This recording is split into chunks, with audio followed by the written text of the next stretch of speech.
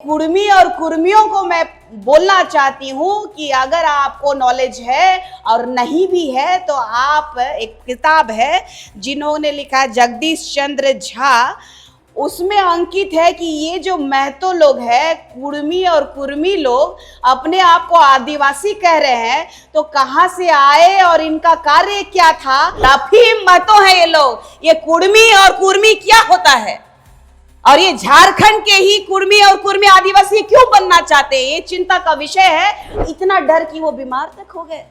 ये आदिवासी डर से बीमार हो गए। मुझे तो ऐसा ही लगता है। जाए ना भाई जंतर मंतर में और बोले अपना आदिवासी समाज के बारे में, तब मान लूंगी कि आप मुझे निकाले हैं ना कुर्मियों के लिए, तो आपका सार्थक होगा। आदिवासी वर्सेस कुर्मी की जब बात आई तो आदिवासी पैदा हुआ जाता है, कोई बना नहीं जाता है। बोल मतलब गाली होती है। इन लोगों ने आदिवासियों को गाली दिया था और जो शहीद वीर बुधु भगत जी हैं, हम उनके वंशज हैं। इन लोगों को बताना पड़ेगा कि भगत जो होता है ये आदिवासी होते हैं। एक बयान से आपको पार्टी से निकाल दिया गया है, पार्टी का क्या स्टैंड देख रहे हैं आदिवासी चेहरे को लेकर? देवेंद्र महतो जी इसीलिए नहीं कह पा रहे हैं, रांची तो आना है उनको। एक तरह से मौन समर्थन दे भी रहे हैं और एक तरफ रांची आना है, तो हमारे आदिवासियों के बीच में वो नहीं रहेंगे तो राजनीति कैसे चमकाएंगे। राष्ट्रीय अध्यक्ष महिला मोर्चा की दमयंती मुंडा एक आदिवासी बेटी है और उनको जो सम्मान मिलना चाहिए वो नहीं मिलता है। अब बेबी महतो उनके सामने क्या है, मुख्यमंत्री को गरियाने वाली। जयराम महतो को ये लोग लिखता क्यों है कि ये भावी सीएम भावी सीएम। जब मैंने इतिहास पढ़ा गौर से तो पता चला कि ये तो हमारे आदिवासियों के विरोधी हैं, आदिवासियों को गाली देने वाले लोग हैं। कुर्मी और कुर्मी समाज कहता है कि हम बहुत ज्यादा पढ़े लिखे शिक्षित और क्षत्रिय समाज के वंशज हैं, तो ये लोग आज आदिवासी क्यों बनना चाहते हैं। जेल कैंप पार्टी है, सिर्फ कुर्मी और कुर्मियों की पार्टी है, ये आदिवासियों की पार्टी बिल्कुल भी नहीं है। कुर्मी और कुर्मियों को बोलना चाहती हूँ कि जेल कैंप से भी, कुर्मी से भी इस देश में सबसे ज्यादा और बड़ा ब्रांड है तो आदिवासी है। आदिवासी एक ब्रांड है। कुर्मी और कुर्मी और जेल कैंप अपना देख लो। झारखंड का कुर्मी समाज जब भी आदिवासी बनने की मांग करता है तब झारखंड में भूचाल आ जाता है।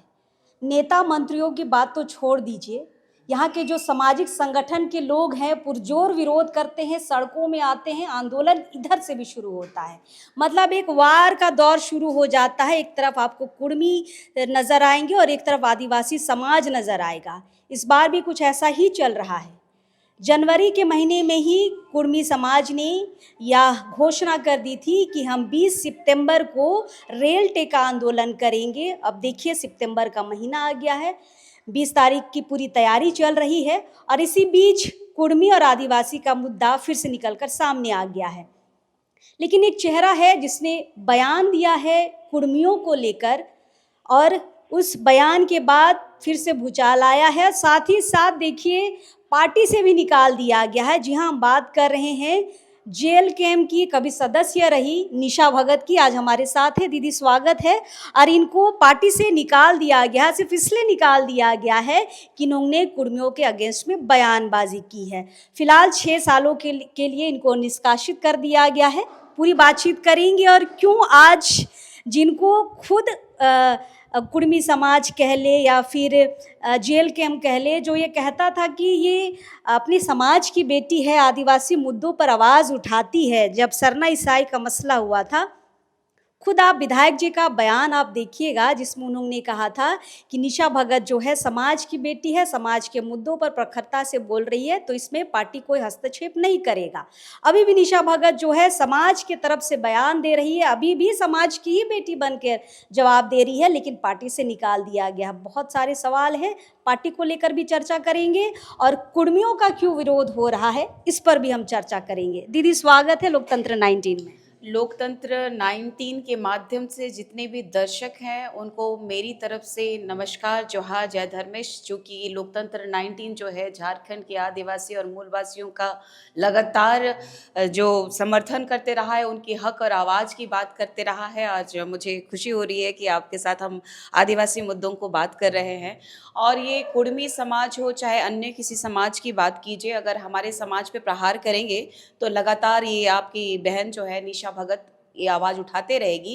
ये कुड़मियों को और कुर्मियों को ये अपना इतिहास जानने की आवश्यकता है कि ये कहाँ से आए हैं और ये जो इनका पेशा क्या है और इनका जो मानसिक स्थिति कहाँ तक जा सकता है, ये पूरे झारखंड को जानने की आवश्यकता है। हम इतिहास पे जाएंगे, क्योंकि अगर आप बोल रही हैं तो आप तथ्यों के साथ ही बात करेंगे, हमें इसकी आशा है।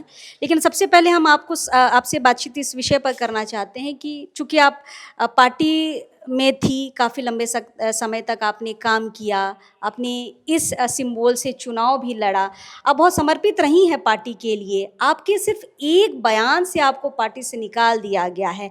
पार्टी का क्या स्टैंड देख रहे हैं आदिवासी चेहरे को लेकर? चूँकि कभी मतभेद नहीं रहा जेल कैम्प पार्टी के सुप्रीमो हो चाहे जेल कैम्प के किसी भी पदाधिकारियों के साथ या पार्टी परिप्रेक्ष्य में हमारा कभी भी मतभेद नहीं रहा। लेकिन जो चंद लोग जो है जेल कैम्प के लोग हैं, जो संतोष महतो, विराट महतो जो है, ये लोगों ने काफ़ी परेशान किया, लेकिन मैंने फिर भी पार्टी को सपोर्ट किया। किस तरीके का परेशान? उन लोगों के द्वारा मुझे पैसे का डिमांड किया गया था। मेरा इलेक्शन के समय में मुझे स्कॉर्पियो की डिमांड की गई थी संतोष महतो के द्वारा। मेरे पास स्क्रीनशॉट है कि विराट जो है लगातार पैसा मुझसे मांगता था, नहीं देने पे इन लोगों ने विद्रोह का काम शुरू किया।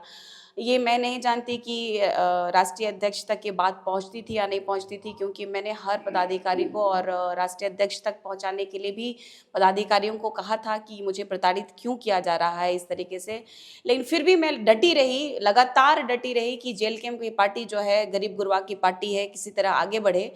लेकिन यहाँ जब समुदाय और अपने अस्तित्व को बचाने की बात आई, आदिवासी वर्सेस कुर्मी की जब बात आई, तो आदिवासी पैदा हुआ जाता है, कोई बना नहीं जाता है। मैंने कहा तो इनको बहुत ज़्यादा प्रॉब्लम होने लगा और इन लोगों ने अपना पूरा चाल और चरित्र के माध्यम से जो है उन लोगों ने सोशल मीडिया के माध्यम से दिखाना शुरू किया, जैसे कि एक आपके चैनल में ही आया था। मैं इसको भी दिखाना चाहती हूँ कि किस तरह का शब्द ये लोग इस्तेमाल करते हैं। राम मातो संगे रह रहे के सब कठिन सीखने तक उल्टा तो ओकरे उल्टा बदनाम करे लगा नहीं।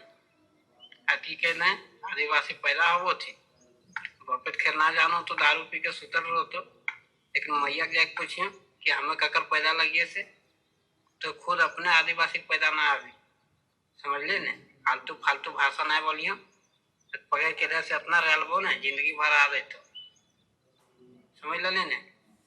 चिनार कहाँ के बारक भतार राखे वाली। तो ये मतलब ये आपकी माँ के चरित्र पे सवाल उठा रहा है। ये लोगों का चरित्र और चाल पूरा दिख रहा, पूरा समाज देख रहा है कि ये लोगों के दिल और दिमाग में हमारे प्रति कितनी गंदगी भरी हुई है। और इतिहास उठा के ये लोग देख ले, ये लोग 1931 में आदिवासियत से हटा दिया गया इन्होंने कहा, लेकिन इन लोगों को इतिहास पढ़ने की आवश्यकता है। इनका समाज जो कुड़मी और कुर्मी समाज कहता है कि हम बहुत ज़्यादा पढ़े लिखे, शिक्षित और क्षत्रिय समाज के वंशज है, तो ये लोग आज आदिवासी क्यों बनना चाहते हैं? आप मुझे बताइए कि ये बूटी मोड़ में शिवाजी का जो मूर्ति लगा हुआ है, ये कुड़मी समाज के लोगों ने बनवाया है, ये कहते हुए कि हम क्षत्रियों के वंशज हैं। आप तय कर लीजिए ना कि आप क्षत्रिय का वंशज हैं या फिर आप आदिवासी हैं। ये जो दोगला नीति, जो आप दोहरा नीति जो दिख रहा है और ये कूटनीति जो दिख रही है, ये लगातार आप देखिएगा कोल विद्रोह से शुरू होता है। कोल मतलब गाली होती है। इन लोगों ने आदिवासियों को गाली दिया था और जो शहीद वीर बुधु भगत जी हैं, हम उनके वंशज हैं। इन लोगों को बताना पड़ेगा कि भगत जो होता है ये आदिवासी होते हैं और वीर बुधु भगत जी ने कोल विद्रोह को छेड़ा था ये कुड़मियों के लिए, और कुड़मियों को यूपी से लेके आया गया था। अगर इनको जानकारी नहीं है तो मैं इन लोगों को बताना चाहती हूँ कि लॉर्ड विलियम वेंटिक जो है बंगाल का जब शासन था, गवर्नर जब थे वो 1828 से 1835 में ये कुर्मियों को यूपी से अफीम की खेती के लिए लेके आए थे और ये अफीम के खेती में प्रख्यात और प्रकांड थे और इनको कहा जाता था कि अफीम महतो। और अफीम महतो कहाँ कहा जाता था, तो ये कुर्मी और कुर्मियों को मैं बोलना चाहती हूँ कि अगर आपको नॉलेज है और नहीं भी है तो आप, एक किताब है जिन्होंने लिखा है जगदीश चंद्र झा, उसमें अंकित है कि ये जो महतो लोग हैं, कुर्मी और कुर्मी लोग अपने आप को आदिवासी कह रहे हैं, तो कहाँ से आए और इनका कार्य क्या था और आदिवासियों की जमीनें लूटने और उनको शोषण करने में इन लोग कितने माहिर थे, आपको इस किताब में देखने को मिलेगा। कोल विद्रोह कब किया गया था तो वो भी मैं बताना चाहती हूँ। 1831 और 32 में वीर बुधु भगत जी के नेतृत्व में किया गया था। जो हमारे पूर्वज है, जो हमारे आदिवासियों के भगवान और नेता कहे जाते हैं, वो है इन लोगों को, कुर्मियों को जानने की आवश्यकता है इनके इतिहास के बारे में। आप ये कहना चाह रही हैं कि अभी जो आदिवासी वर्सेस कुर्मियों की जो लड़ाई चल रही है ये 1832 से चल रही है? बिल्कुल, 1831-32 से चल रही है ये लड़ाई हमारी। ये आज की लड़ाई नहीं है। ये लोग जब जब अपने स्वार्थ के लिए चाहते हैं कि हम आगे बढ़ें और हमें दबाया जाए, तो देख रहे हैं आप कि कुर्मियों का नेता कौन है, जयराम महतो। आज जयराम महतो को ये लोग लिखता क्यों है कि ये भावी सीएम। जब मैंने इतिहास पढ़ा गौर से तो पता चला कि ये तो हमारे आदिवासियों के विरोधी हैं, आदिवासियों को गाली देने वाले लोग हैं। तो मैं कहां बचूंगी, मैं कहां से बच पाऊंगी इन लोगों के प्रकोप से। इसलिए इन लोगों की माँ बहन बेटियों की इज्जत तो है नहीं, इसीलिए हमारे आदिवासियों को कोल भी कहते हैं और हमारी माँ बहन बेटियों को गाली देने का काम ये करते हैं। दीदी, बार बार वो लोग हमेशा उदाहरण देते हैं, तो गजेटियर का भी उदाहरण देते हैं। ये सारी चीजें कोई गजेटियर में भी मिलती हैं क्या? धनबाद के और रांची के गजेटियर में देखिएगा तो दूध का दूध और पानी का पानी हो जाएगा। और जितने नेता जो रांची से दिल्ली जाकर के अलबल बक रहे हैं कि कुर्मी और कुर्मियों को आदिवासी का दर्जा देना चाहिए, तो मैं इन लोग से पूछना चाहती हूँ कि झारखंड का कुर्मी और कुर्मी कोई आदिवासी क्यों नहीं? कि जब यहाँ पे देख लीजिएगा कि आप गुजरात में आपके कुर्मी है कि नहीं है, आपके महाराष्ट्र में है कि नहीं है। महाराष्ट्र में सिंधे कुर्मी है, गुजरात में पटेल और पटीदार कुर्मी है। तो ये लोग आदिवासी क्यों नहीं बनना चाहते? सिर्फ और सिर्फ ये झारखंड के कुर्मी और कुर्मी आदिवासी क्यों बनना चाहते हैं? ये दुर्भाग्य का विषय है कि 1831 से 32 ईस्वी में हमारे पूर्वज जो है वीर बुधु भगत जी लड़े थे और आज निशा भगत लड़ रही है। ये मेरा गर्व का विषय है कि एक भगत की, जो पूर्वज की, जो वीर क्रांतिकारी शहीद की वंशज मैं निशा भगत, आज मैं गर्व और गुमान से कह सकती हूँ कि उर्मी आए, कुर्मी आए, ईसाई आए, चाहे मुसलमान आए, सबको देख लेगी ये वीर बुधु भगत की वंशज। दीदी, ये सवाल तो सबके लिए है कि सिर्फ झारखंड के ही आदिवासियों को क्यों कुर्मी बनना है? क्योंकि जिस तरीके से आदिवासी समाज अगर धर्म कोड की मांग कर रहा है तो पूरे देश के आदिवासियों के लिए धर्म कोड की मांग कर रहा है। तो अगर आदिवासी बनना है कुर्मी समाज को, तो देश के और विभिन्न क्षेत्रों में, जैसे छत्तीसगढ़, उड़ीसा में जो कुर्मी भाई हैं, जो बिहार में कुर्मी भाई हैं, उनको भी तो आदिवासी के दर्जे के लिए लड़ाई लड़नी चाहिए। देखिए, आदिवासी के हित और हक की लड़ाई इन्होंने कभी नहीं लड़ी। जब मैं पेशा अधिनियम 1996 लागू करो को लेकर के पैदल यात्रा जब गुमला से रांची आ रही थी, तब भी ये जेल कैंप की पार्टी के लोगों ने मदद नहीं किया था। जब मैं राजभवन तक पहुंची, उस समय मैंने अध्यक्ष को फोन लगाया था, जयराम महतो को, कि मैं यहाँ बैठी हूँ बारिश में और मुझे गवर्नर से मिलना है। लेकिन वो गवर्नर से मिल के चले गए, लेकिन मुझसे मिलना उचित नहीं समझे।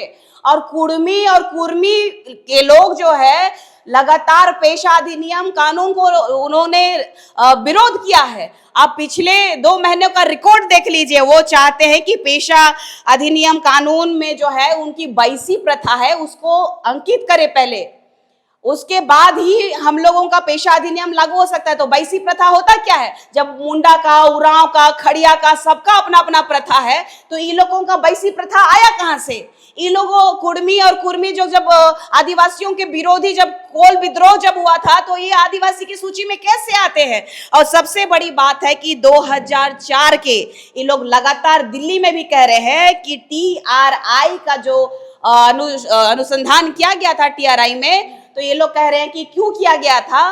तो आप लोगों ने आवेदन दिया था कि हम आदिवासी हैं, तो उसमें अनुसंधान किया गया था और उसमें पाया गया था कि लास्ट लाइन में आपको पढ़ के बताना चाहती हूँ। मेरे पास में पूरी कहानी और हिस्ट्री है, इसका पूरा हिस्ट्री एंड ज्योग्राफी है। TRI का जो रिपोर्ट है उसको पढ़ के देखिएगा, और इसी TRI का अंतिम रिपोर्ट मैं पढ़ के सुनाती हूँ कि उन्होंने क्या लिखा है।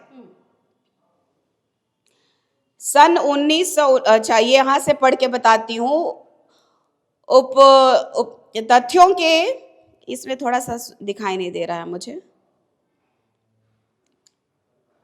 तथ्यों के आलोक में तथा भारत द्वारा निर्धारित मापदंड के आधार पर, क्या ये लिखा हुआ है जरा पढ़ेंगी? थोड़ा सा पढ़ नहीं पा रही हूँ। वर्तमान परिवेश में झारखंड राज्य में निवासरत कुर्मी कुर्मी महतो जाति की यथास्थिति बनाए रखने की आवश्यकता है। मतलब वो जैसे हैं वो वैसे ही रहने दिया जाए, वो आदिवासी नहीं बन सकते हैं। इसको हम थोड़ा और स्पष्ट पढ़ देते हैं जी, चूंकि ये जेरोक्स PDF है। दीदी हम थोड़ा सा पढ़ देते हैं। इसमें आखिरी ये लिखा हुआ है कि उपर्युक्त तथ्यों के आलोक में तथा भारत सरकार द्वारा निर्धारित मापदंडों के आधार पर वर्तमान परिवेश में झारखंड राज्य में निवासरत कुर्मी कुर्मी महतो जाति की यथास्थिति बनाए रखने की आवश्यकता है। ये एकदम आखिरी लाइन है। थोड़ी सी मुझे पढ़ने में दिक्कत हो रही थी, धन्यवाद।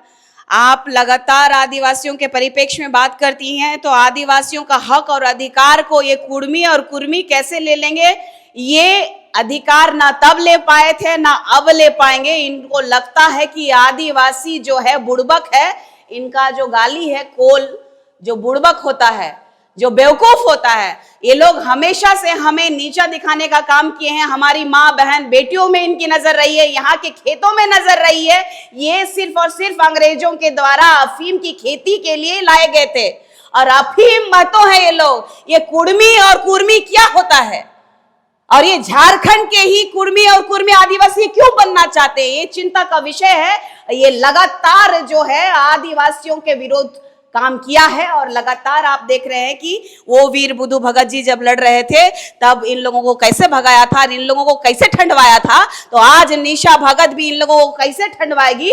चेत जाइए, नहीं तो फिर आप लोगों का जिस तरीके से हमारे छेछालेदर करने के लिए आप लोगों को शब्द और प्रकरण नहीं मिल रहे हैं, तो सिर्फ और सिर्फ अपने जो कुकर्म है उनको दर्शाने का काम कर रहे हैं। तो मैं आपको बताना चाहती हूँ, इतिहास के साथ आइए और इतिहास और प्रमाण के साथ आइए। जो कहते हैं ना निशा भगत को कितना पढ़ी लिखी है, डिबेट करो तो तेरी जो कैपेसिटी है उससे भी कहीं ज्यादा कैपेसिटी रखने वाला आज जो भारत का प्रथम नागरिक के रूप में आदिवासी है, जो खुद में एक ब्रांड है, वो तुम्हारे जेल कैंप को जो ठुकराने वाली थी, ये हमको दिखाना था कि जेल कैंप की वास्तु स्थिति और चरित्र क्या है, वो आपने दिखा दिया।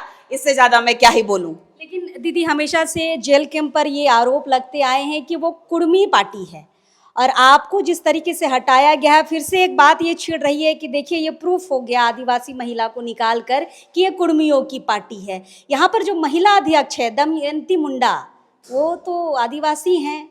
अगर वो भी कुर्मी के अगेंस्ट में बोलेंगी तो उनको भी निकाल दिया जाएगा क्या? देखिए, चिंता का विषय है कि राष्ट्रीय अध्यक्ष महिला मोर्चा की दमयंती मुंडा एक आदिवासी बेटी है, और उनको जो सम्मान मिलना चाहिए वो नहीं मिलता है। अब बेबी मैं तो उनके सामने क्या है, मुख्यमंत्री को गरियाने वाली, राजनीति में कितना परिपक्व है।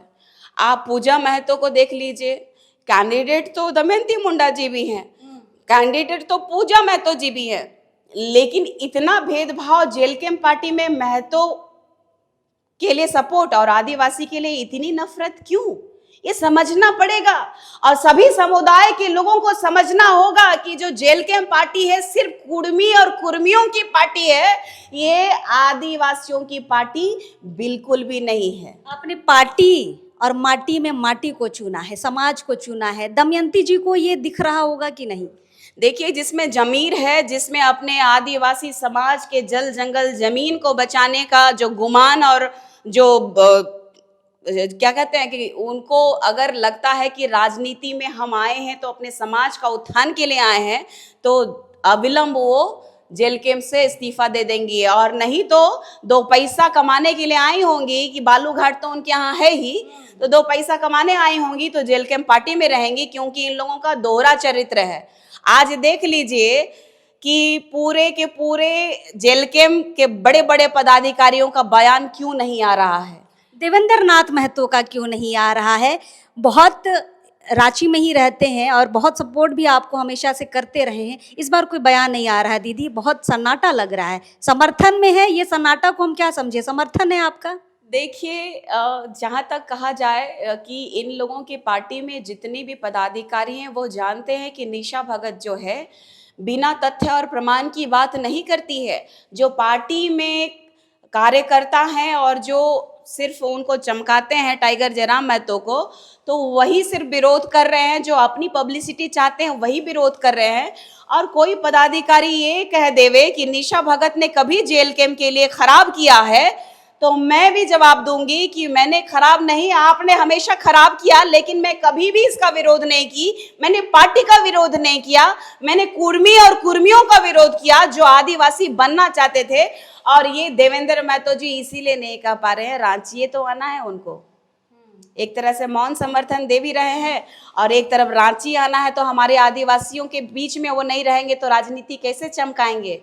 उनके लिए दुविधा का विषय है, उनके लिए और एक विषय है। ये लोग अगर नहीं कमाने वाले हैं तो देवेंद्र नाथ महतो, झारखंड लोकतांत्रिक क्रांतिकारी मोर्चा ने लिखा है, सेवा में श्रीमान अध्यक्ष महोदय, झारखंड राज्य फार्मेसी काउंसिल बरियातू रांची को लिखा है इन्होंने।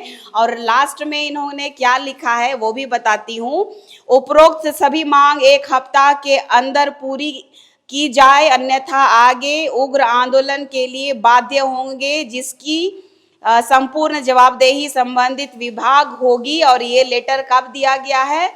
देखिए, ये लेटर 1/8/2025 को दिया गया है। 1 अगस्त को 1 अगस्त को दिया गया है। और इन लोगों ने 1 हफ्ते का अल्टीमेटम दिया था। काउंसिल में पूरे झारखंड राज्य के जो फार्मेसी हैं वहां पे रिपोर्ट करते हैं, और बच्चों से जो फीसेस ली जाती है, आप जा करके इन फार्मेसी, मैं अगर झूठ बोल रही हूँ तो फिर आप जो है 1 हफ्ते में आंदोलन करके दिखाइए। आपके लोगों ने कितना मुझे प्रताड़ित किया है और कितना डिमांड किया है, मांग और लालच कितनी भरी हुई है, वो पता चल जाएगा। दूध का दूध और पानी का पानी हो जाएगा। ऐसा ही आप कई सारे एनटीपीसी, मगध और जहां तहां आप देख लीजिए, धनबाद, अब धनबाद में कोयला का देख लीजिए, बालू का घाट जहां है वहां देख लीजिए, आप टाटा में देख लीजिए, इन लोगों का कहां से उगाही होता है। तो आप मुझे बताइए ना, देवेंद्र नाथ महतो एक गरीब का बेटा, रांची में फ्लैट लेकर के, ऊपर से गार्ड 4-5 गो लोगों को लेकर के, खाना बनाने की अलग से, कपड़ा धोने के लिए अलग से, गरीब का बेटा के पास इतना कहाँ विधायक से ज्यादा रईसी में रहते हैं? देवेंद्र भाई, जरा जवाब दीजिए।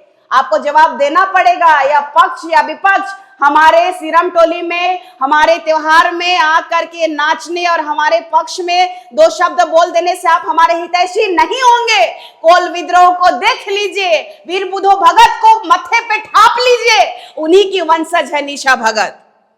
चलिए दीदी, आखिरी सवाल ये रहेगा, जब आप पार्टी में गई थी, आपको तो पता है कि कुर्मियों की पार्टी है, उस समय दीदी आपके लिए ये सवाल तो रहा होगा कि कल को अगर कुर्मी वर्सेस आदिवासी की बात होगी तो मुझे किसी का तो एक पक्ष लेना होगा, क्योंकि आप जब गई थी पार्टी में उस वक्त भी समाज में काफ़ी, चूंकि मैं आदिवासी समाज से हूँ, समाज में ये सवाल आ रहे थे कि कुर्मी वाला मैटर आएगा तो निशा का क्या स्टैंड होगा?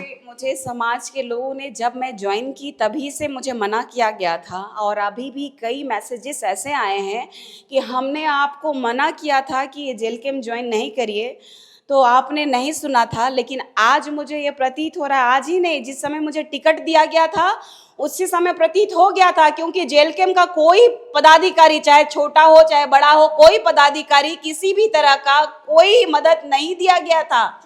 चुनाव में कोई नहीं आए थे कि निशा भगत का प्रचार प्रसार किया जाए, वो जानते थे। ऊपर से यहाँ पे जो क्रिश्चियन समुदाय के जो हमारे वहाँ के जिला के अध्यक्ष हैं, जिला के अध्यक्ष का नाम है रघुनंदन उरांव, नाम सुनिएगा, रघुनंदन उरांव, और वो कन्वर्टेड ईसाई है, और वो कन्वर्टेड ईसाई जेल कैम्प का जिला अध्यक्ष है। उनके माध्यम से भी कई ऐसे थ्रेटनिंग्स मुझे मिले, उसके बावजूद मैं वहां पे थी। उनका मैसेज मैं आपको भेजूंगी, आप जरूर दिखाइएगा इनको कि किस तरीके से इन लोगों की मानसिकता है। अगर जेल कैम्प, अगर मेरा जो विरोध हो रहा था 1 लेटर 2 लेटर 3 लेटर नहीं 20-25 लेटर ईसाई समुदाय के द्वारा दिया गया था, जब ईसाई समुदाय के बारे में जब बोली थी तो जेल कैम्प मुझे निष्कासित क्यों नहीं किया? और जो राष्ट्र के अध्यक्ष है जयराम महतो, जो पूरा दहाड़ते हैं, पूरा झारखंड ही नहीं पूरा राष्ट्र में उनका नाम गूंज रहा है, तो किस बात का डर था कि मुझे नहीं बताया गया? मुझे क्यों नहीं भेजा गया? सोशल मीडिया के माध्यम से, हमारे शुभ चिंतकों के माध्यम से मुझे मिलता है। इतना डर कि वो बीमार तक हो गए, ये आदिवासी डर से बीमार हो गए। मुझे तो ऐसा ही लगता है। जाए ना भाई जंतर मंतर में और बोले अपना आदिवासी समाज के बारे में, तब मान लूंगी कि आप मुझे निकाले हैं ना कुर्मियों के लिए, तो आपका सार्थक होगा। लेकिन फिर भी अब अगर दिल्ली चले जाइएगा तब भी आपको आदिवासी का हक नहीं खाने देगी आदिवासी बेटी, वीर बुद्धू भगत की वंशज नहीं खाने देगी। आप एक बड़ी शक्ति से लड़ रहे हैं दीदी। मैं ईसाई समुदाय से जब लड़ रही थी तो वो भी बहुत बड़ी शक्ति, मैं मुस्लिम समुदाय से लड़ रही थी तो वो भी बहुत बड़ी शक्ति। इस देश ने मुस्लिम समुदाय को अलग देश दिया, जो पाकिस्तान, जो टेरर प्लेस है, उन्हीं के लोगों के द्वारा भी मैं थ्रेट हो रही हूँ, केसेस भी किया जा रहा है फर्जी। मैं किसी के बाप से नहीं डरती। चलिए, यही है निशा भगत। निशा भगत इसलिए भी जानी जाती है कि बहुत बेबाकी से अपनी बातों को रखती हैं। फिलहाल अभी तो मतलब एक चेहरा बन गई है। आदिवासी समाज इनको अब सुनना और देखना चाहता है कि क्या बोल रही हैं, क्योंकि जब ये बोलती हैं तो एक भूचाल तो ज़रूर सब तरह मच जाता है, क्योंकि इनके एक इंटरव्यू ने इस आदिवासी और कुर्मी वाले जो प्रकरण है उसको बहुत बढ़ाकर रख दिया है। अब देखिए, हर एक सोशल मीडिया में, हर एक चैनल में सिर्फ इनके ही इंटरव्यू आएंगे, इनकी चीज़ें आ रही है, लेकिन काफ़ी तथ्यों के साथ आज इन्होंने अपनी बातों को रखा है। इन्होंने धनबाद गजेटियर का जिक्र किया है, रांची गजेटियर का जिक्र किया है, और एक कोल विद्रोह वीर बुद्धू भगत का था, उनका जिक्र किया है। और ये सारी चीज़ें चूँकि जो बहुत इतिहास को अंदर से जानना चाहते हैं, कुर्मी और आदिवासी महत्व को अंदर से जानना चाहते हैं, हमें लगता है आपको ये गजेटियर पढ़ना चाहिए। निशा जी सही हैं कि गलत हैं, इनको समझना चाहिए। हाँ, और एक बात इन कुर्मी और कुर्मियों को बोलना चाहती हूँ कि जेल कैम्प से भी, कुर्मी से भी इस देश में सबसे ज्यादा और बड़ा ब्रांड है तो आदिवासी है। आदिवासी एक ब्रांड है, कुर्मी और कुर्मी और जेल कैम्प अपना देख लो। चलिए, तो ये निशा दी के शब्द हैं। चलिए, हम दोबारा मुलाकात करेंगे, लेकिन हाँ, जिन तथ्यों के साथ निशा जी ने अपनी बातों को रखा है, इस पर गौर करने की ज़रूरत है, आदिवासी समाज को भी और कुर्मी समाज को भी। और जवाब अगर आप देना चाहते हैं तो हम भी आपकी बातों को अपने चैनल में रखने के लिए बिल्कुल आपके सामने हाजिर होंगे। लेकिन हाँ, तथ्यों पर बात होनी चाहिए, यहाँ वहाँ इल्ज़ाम की बात नहीं होनी चाहिए। आज जिन तथ्यों पर बातचीत हुई है वो कौन से राइटर थे निशा जी? थोड़ा सा जो आप जिस बुक का आप जिक्र कर रही थी, कोल विद्रोह का, थोड़ा सा अगर आप राइटर का नाम बता देंगे तो हमारे दर्शकों को। जगदीश चंद्र झा, जगदीश चंद्र झा के लिखे हुए किताब में अंकित है, आप पढ़ लीजिएगा।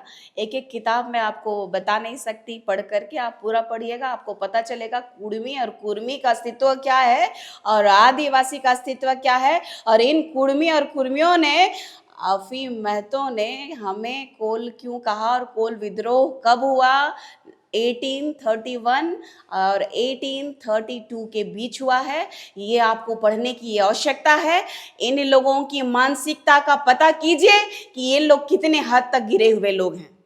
इतिहास पढ़कर, लेकिन बुक पढ़ लीजिएगा। और हम आपको और एक चीज़ कहना चाहेंगे, चूँकि जब भी ये विवाद होता है, हमारे जो साक्षात्कार है अलग अलग लोगों के साथ होते हैं।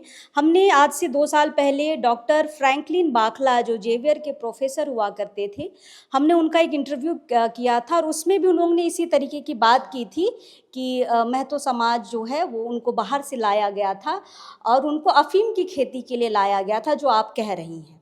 चलिए, नई नई चीज़ें सामने आती रहेंगी। अब इस मुद्दे पर हमारे जो साक्षात्कार हैं अलग अलग लोगों के साथ भी जारी रहेगा। चलिए, फिलहाल निशादी से विदा लेते हैं। बहुत बहुत शुक्रिया निशादी, आपने बहुत कीमती समय दिया। Thank you so much. सभी को मेरा नमस्कार, जोहार, जय सरना, किसी से नहीं डरना। चलिए, जोहार रहेगा, फिर किसी नए वक्ता से मुलाकात होगी।